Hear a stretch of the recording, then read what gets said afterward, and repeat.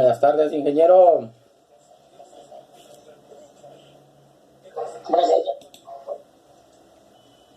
Buenas tardes. ¿Alguna duda sobre lo que vimos? Si ya leyeron algo de sus materiales, con todo gusto, ¿eh?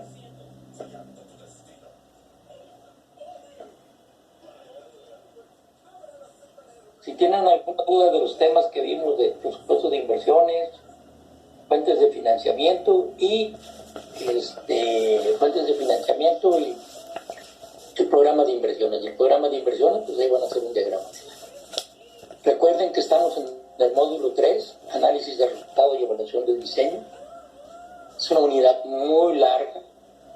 La verdad que fácilmente aquel que quiera aprender corridas financieras, primero te tiene que enseñar a hacer un diagnóstico, luego se tiene que enseñar a formular un proyecto. Y esto es lo más sencillo, que toda la información la sacamos de los apartados anteriores, nada se inventa. Entonces, sí es importante esta unidad, es una unidad muy larga, muy larga. Yo lo que les estoy enseñando aquí es que ustedes van a un presupuesto de inversiones. ¿De dónde salió el presupuesto de inversiones? De la actividad 3.10 de la parte de ingeniería del proyecto. Yo les mandé un cuadro, se los diseñé, les puse el concepto, unidad de medida, cantidad, precio unitario, importe total. Ahí es donde se cotiza. No se cotiza ahorita en la corrida financiera. Muchos ingenieros andan cotizando en la corrida financiera, pues están mal, quiere decir que no hicieron el proyecto. Y si lo hicieron mal.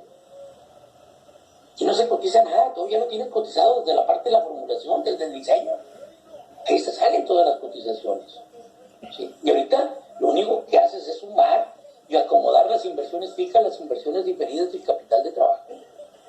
¿Sí? ¿De dónde salen las inversiones? Del proceso productivo, de la actividad 3.8. Ustedes tienen un proceso y en cada una de esas etapas del proceso, ¿qué requiero de insumos? ¿Qué requiero de materia prima? ¿Qué requiero de maquinaria y equipo? ¿Y qué requiero de mano de obra? ¿Sí? Y hago el cuadrote grandote y ahí me va a salir, mi proyecto vale 3 millones de pesos. Ahora, ¿qué voy a hacer? Ahorita en la unidad 1, presupuesto de inversión, ese mismo presupuesto, nomás voy a acomodar cuáles son las inversiones fijas, cuáles son las inversiones diferidas y qué es el capital de trabajo. ¿Listo?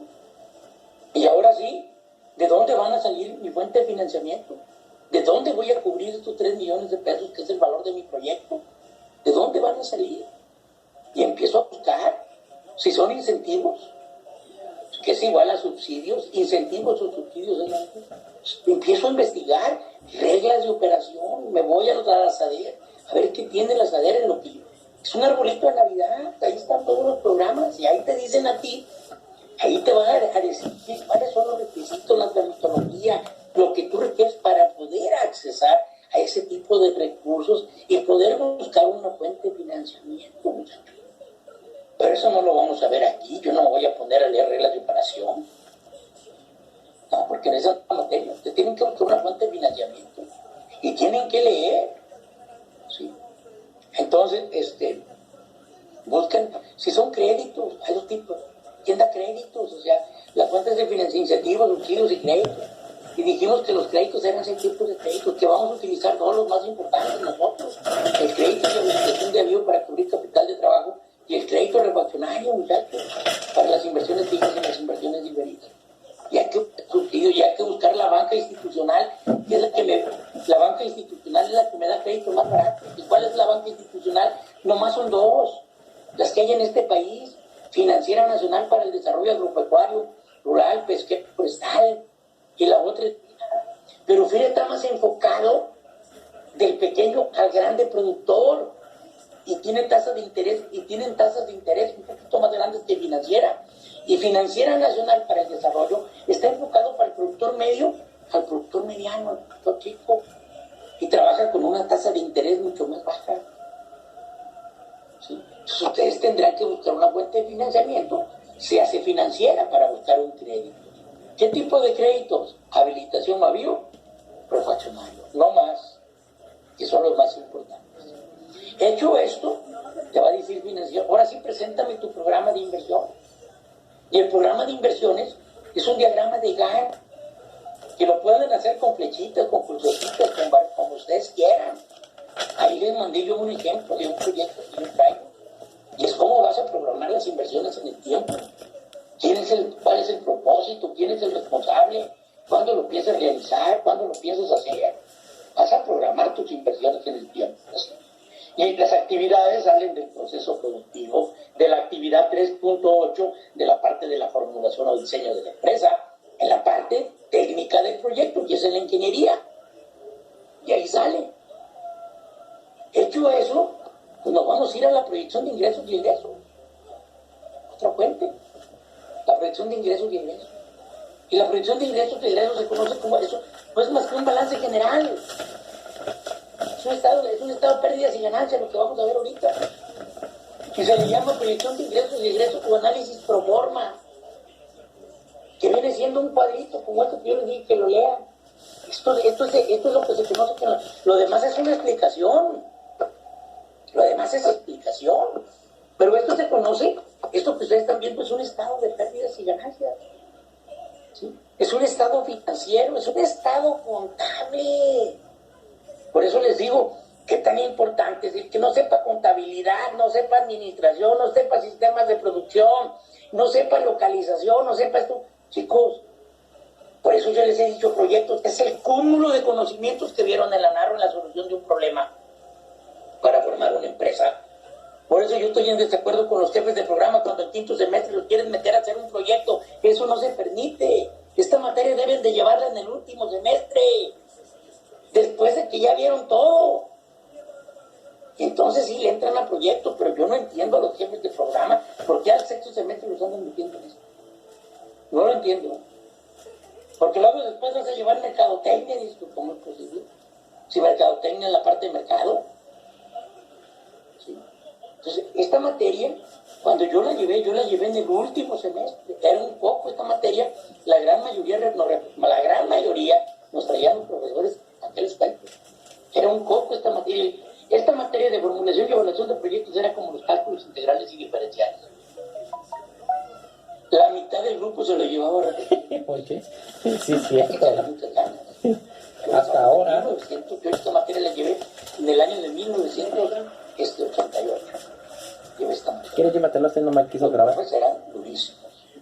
Entonces, yo quiero decirles esto. Luego nos ponían a leer mucho. Oye, yo les estoy dando toda la información, muchachos. Cámara, ¿no? Ustedes ni siquiera la escriben en el no, antes a pizarrón, ahí el profesor llenaba la pizarra y tú a copiar y los cálculos eran a mano, con la calculadora a un lado. Por eso ustedes ya deben de tener, les dije que ahorita en esta materia, ustedes ya deben tener su calculadora a un lado, pues yo ustedes te la paso. Entonces, ¿qué vamos a ver hoy? Proyección de ingresos y egresos. ¿Qué es la proyección de ingresos y egresos? Es un instrumento financiero, fíjense, es un instrumento financiero que refleja el comportamiento del proyecto durante su horizonte de planeación. ¿Sí?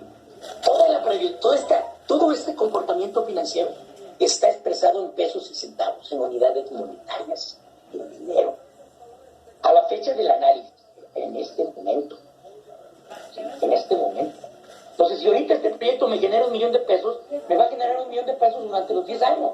Sí, es correcto.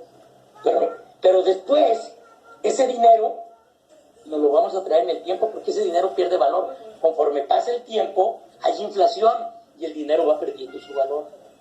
Pero, ojo, el cuadro de proyección de ingresos y egresos, la estructura, está en las unidades monetarias a pesos actuales. Todavía aquí no consideramos el valor del dinero a través del tiempo, que es otra cosa que vamos a ver. ¿Sí?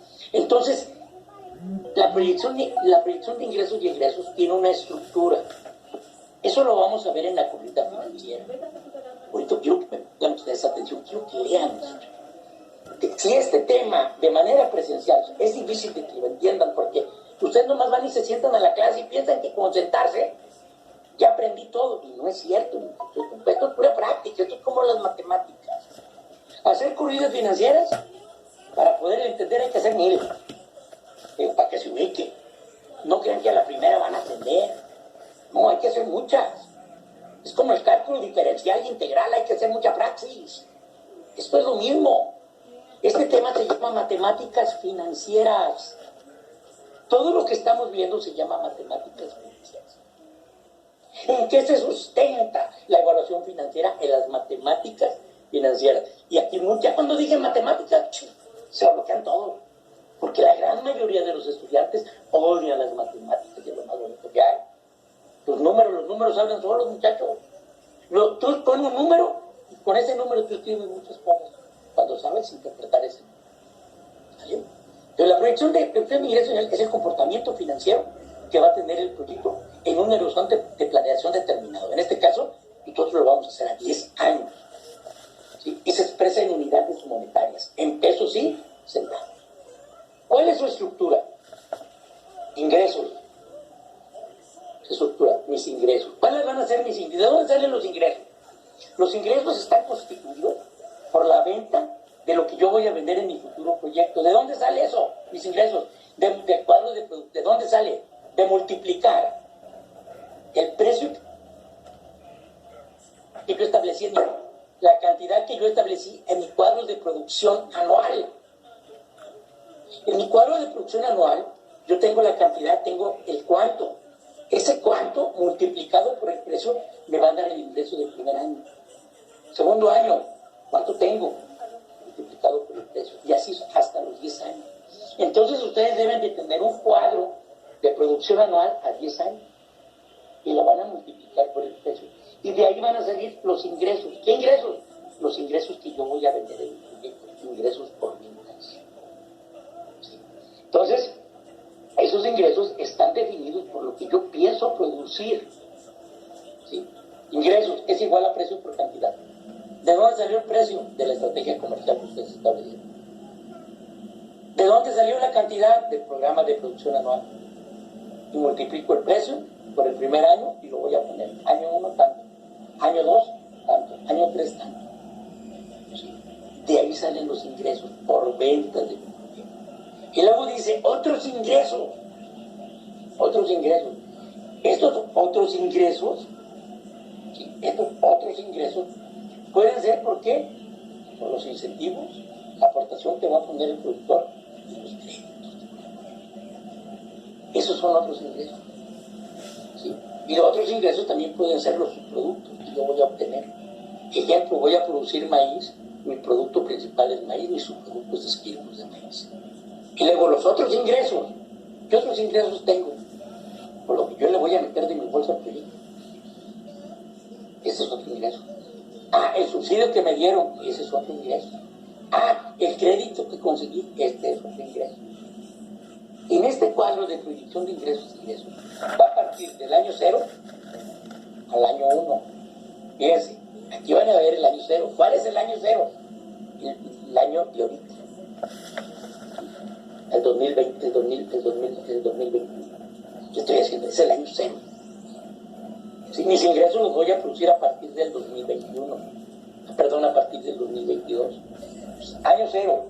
1, 2, 3, 4, hasta el año número 10. Y ahí voy a poner ingresos por ventas del año 0. Lo que yo gano, lo que yo obtengo de vender sin proyecto. ¿De dónde salió eso? Del diagnóstico. Lo que yo estoy ganando sin proyecto. Año 0. Año 0 es sin proyecto. El año 1 al año 10 es con proyecto. Pero en el cuadro ustedes van a hacer, en esta estructura de producción de ingresos directos, van a poner el año 0. Del 0 al 10. Que es el horizonte de planeación de su proyecto en su corrida financiera.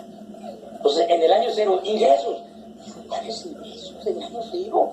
Dijo, no, pues es lo que tú tienes sin proyecto. Y eso salió de tu diagnóstico. El año 1, ahora sí, el precio de tu estrategia, el ingreso es igual a precio por cantidad. Precio de mi estrategia por la cantidad. Me voy a mi cuadro de producción anual. Voy a producir 50,000 cajas multiplicado a 250 pesos los ingresos del año 1. El año 2. El año 2 voy a producir 52,000 cajas multiplicado por el precio de 200 y lo voy poniendo. Otros ingresos.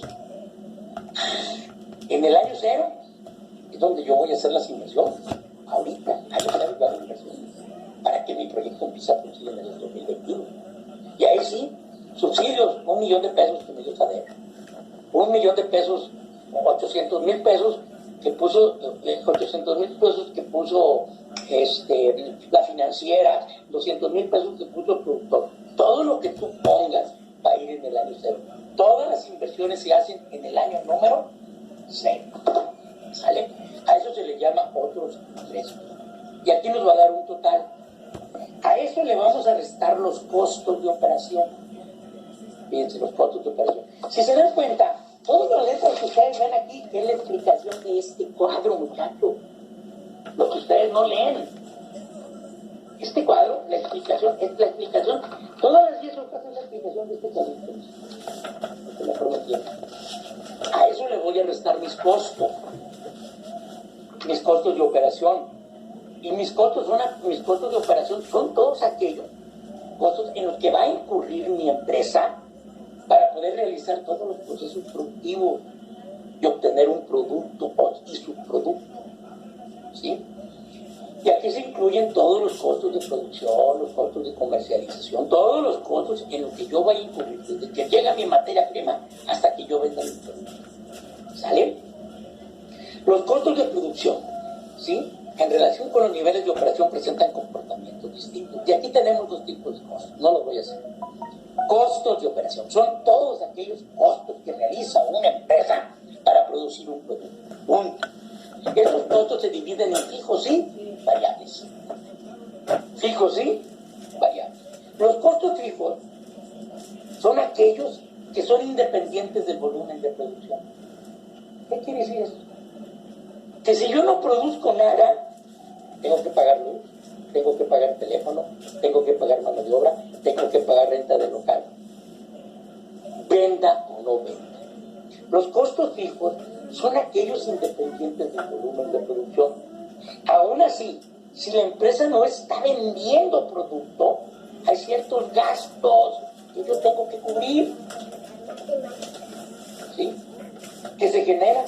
Por ejemplo, pago de rentas, pago de teléfono. Ahorita el teléfono es un paquete y tú lo pagas completo. El teléfono es un costo fijo ya, ahorita en este momento. La luz eléctrica, se considera que es un costo variable, porque entre más utilices, pues más pagas. ¿Sale? Entonces, y los costos variables son aquellos costos que tienen una variación en la misma magnitud que lo hacen los volúmenes de producto. Es decir, si yo quiero incrementar la producción en un 10%, los costos variables se incrementan en un 10%. Y bueno, ya ven que los profesores nos dicen, los doctores, el Antonio Majo, hay que disminuir los costos de producción. ¿Cuáles pinches costos? A ver, los fijos o los variables. A ver, ¿cuáles? Ya ven los mendigos doctores que la pasan ahí. Hay que incrementar la producción y disminuir los costos. Sí, está bien, ya entendí. ¿Cuáles costos? ¿Los fijos o los variables? Pregunta, ¿eh? Es pregunta. Si yo quiero disminuir mis costos en mi empresa, ¿a cuáles les tengo que pegar? ¿A los fijos o a los variables? Y eso es pregunta que les voy a preguntar cuando los contraten en una empresa, ¿eh? A ver. Las empresas hablan de pesos y centavos. Y saben sembrar tomate. No. Se supone que eso ya te canta minutos. Dime qué tengo que hacer para disminuir mis costos. Quiero producir tomate así. A ver, dime, ingeniero. Usted que es horticultor y chingón. A ver, dígame. A ver, ¿qué día? Te estoy contratando para mi empresa, que se llama El Tomate Feliz. Tengo 100 hectáreas de invernadero para producir 2% de tomate. ¿Cuáles costos les pegarían ustedes? Si yo quiero disminuir mis costos en una empresa, chicos, ¿cuáles costos le van a pegar? ¿A los fijos o a los variables? Otra pregunta. ¿Los fijos no? Ahorita les voy a decir una pregunta, pero dejémoslo así. ¿A qué costo les tengo que pegar? ¿Fijos o variables? Si le pego los costos, Voy a disminuir los costos variables en un 10%, estás disminuyendo en un 10% la producción. No le puedo pegar a los variables, le tengo que pegar a los costos fijos, le tengo que pegar a la luz, le tengo que pegar a la mano de obra. A eso le tengo que optimizar la mano de obra. Yo le tengo, si quiero disminuir costos, la única opción es pegarle a los costos fijos de los siglos. Amén. Costos fijos. Los costos variables son aquellos que varían de acuerdo al volumen de producción. Si yo quiero incrementar en un 20% la producción de maíz, en un 20% se me van a incrementar mis costos variables. ¿Me estoy entendiendo? Si yo voy a disminuir mis costos variables en un 10%, estás disminuyendo en un 10% tu producción. Permítanme, muchachos.